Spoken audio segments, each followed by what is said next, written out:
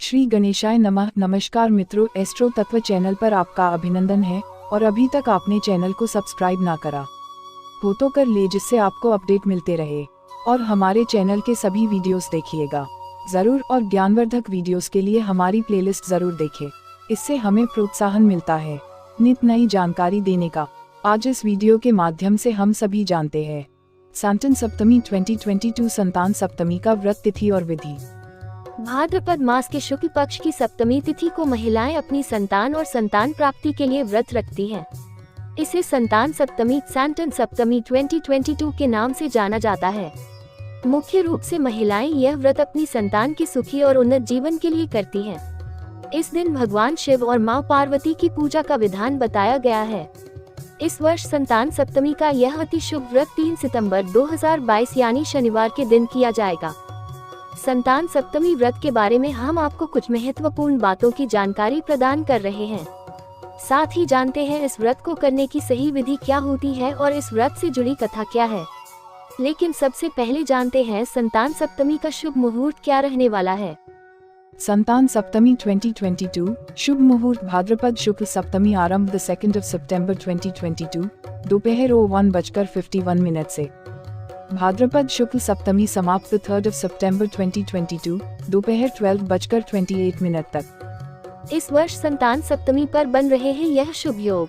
संतान सप्तमी, जिसे बहुत सी जगह पर संतान सांते, अपराजिता सप्तमी और मुक्ताभरण सप्तमी के रूप में भी जाना जाता है, इस वर्ष बेहद ही खास रहने वाली है। इसकी वजह यह है कि इस वर्ष संतान सप्तमी पर अमृत नाम का अति शुभ योग बन रहा है। दरअसल इस दिन शनिवार है और अनुराधा नक्षत्र है, जिसकी वजह से अमृत नामक इस बेहद ही शुभ योग का निर्माण हो रहा है। ऐसे में इस योग में जो कोई भी महिला संतान सप्तमी का व्रत करती है, इस व्रत का शुभ प्रभाव व्यक्ति को प्राप्त होता है और उसके संतान के जीवन में अवश्य देखने को मिलेगा। संतान सप्तमी व्रत महत्व। मुख्य रूप से यह व्रत उन महिलाओं के लिए श्रेष्ठ माना जाता है जिनके जीवन में संतान सुख नहीं होता है। इसके अलावा जिन लोगों को संतान सुख की प्राप्ति हो चुकी होती है लेकिन संतान के जीवन में दुख, परेशानियां या स्वास्थ्य संबंधित बीमारियां लगी रहती हैं, उनके लिए भी इस व्रत का विशेष महत्व बताया गया है। कहते हैं इस व्रत को करने के प्रभाव स्वरूप संतान के जीवन से हर परेशानी, दुख और नकारात्मकता का निवारण होता है। इस व्रत की सबसे खास बात यह है कि यह व्रत माता पिता मिलकर अपनी संतान के लिए रखते हैं।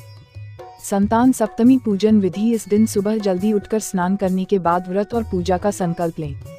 इसके बाद पूजा वाली जगह पर साफ लाल रंग का कपड़ा बिछा लें और भगवान शिव परिवार की मूर्ति स्थापित करें। इसके बाद पानी से भरा कलश पूजा में रखें और इस पर आम के पत्ते और नारियल रख दें।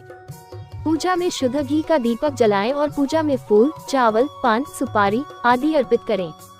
शिव जी को वस्त्र चढ़ाएं।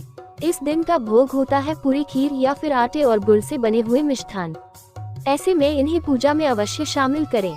इस दिन की पूजा में संतान सप्तमी व्रत की कथा अवश्य सुनी जाती है। ऐसे में कथा अवश्य सुने। अंत में आरती करें। जानकारी के लिए बता दें कि इस दिन का व्रत फलाहार रहकर किया जाता है। शाम के समय दोबारा शिव जी की पूजा करने के बाद महिलाएं अपने व्रत का पालन कर सकती हैं। संतान सप्तमी से जुड़ी व्रत कथा। प्राचीन समय की बात है। नहुष अयोध्यापुरी के राजा की पत्नी चंद्रमुखी और उसी राज्य में रह रहे विष्णुदत्त नाम के ब्राह्मण की पत्नी रूपवती अच्छी सखियां हुआ करती थी। एक दिन दोनों सरयू नदी में स्नान करने गई हुई थी, जहां पर उन्होंने देखा है कि कई महिलाएं भगवान शिव और मां पार्वती की पूजा कर रही थी। पूछने पर पता चला वो संतान सप्तमी का व्रत कर रही हैं। ऐसा देखकर उन दोनों ने भी मन में संतान प्राप्ति के लिए कामना की और संतान सप्तमी का व्रत करने का संकल्प लिया। लेकिन घर वापस आने के बाद दोनों ही इस व्रत को करना भूल गई। जब दोनों की मृत्यु हुई तो रानी को वानरी का और ब्राह्मणों को मुर्गी का जन्म मिला। इसके बाद कालांतर में दोनों को पशु योनि से मुक्ति मिली और दोबारा मनुष्य योनि में जन्म मिला। इस जन्म में चंद्रमुखी मथुरा के राजा की रानी बनी, जिनका नाम था ईश्वरी और ब्राह्मणी का नाम था भूषणा।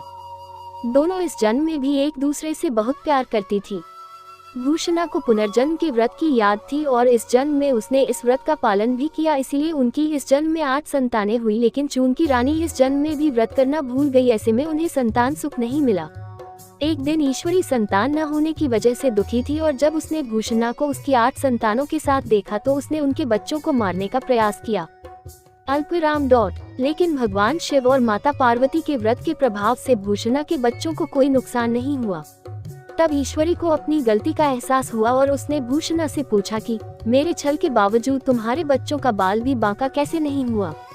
तब भूषण ने उसे पुनर्जन्म और उसने किए गए व्रत के संकल्प की याद दिलाए और कहा कि यह संतान सप्तमी व्रत का प्रभाव है कि मेरे बच्चों को कुछ भी नहीं हुआ। इसके बाद रानी ने भी यह पावन व्रत किया, जिसके प्रभाव से 9 महीनों के बाद उनके घर में एक सुंदर बालक का जन्म हुआ। कहा जाता है तभी से संतान प्राप्ति और उनकी रक्षा के लिए इस व्रत को किए जाने की परंपरा की शुरुआत हुई।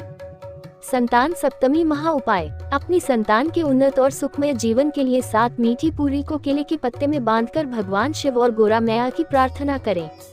पूजा में भगवान शिव को कलावा अर्पित करें या फिर पूजा करते समय सूत का डोरा या चांदी की चूड़ी हाथ में पहन कर रखें। कहते हैं इस सरल उपाय को करने से संतान प्राप्ति साथ ही संतान के उज्जवल भविष्य की मनोकामना भी पूरी होती है। मित्रों, आपने इस चैनल को और भी ज़्यादा शेयर करें, जिससे औरों को भी जानकारी हो और हमें भी प्रोत्साहन मिले। तो मित्रों, हमारे चैनल एस्ट्रो तत्व में दी गई ये जानकारी आपको कैसी लगी, हमें कमेंट कर बताएं। चैनल को लाइक, शेयर और सब्सक्राइब करें और हाँ, घंटी वाले आइकॉन को भी दबाएं। और चलते चलते खुश रहें, मस्त रहें, आबाद रहें, स्वस्थ रहें। धन्यवाद मित्रों।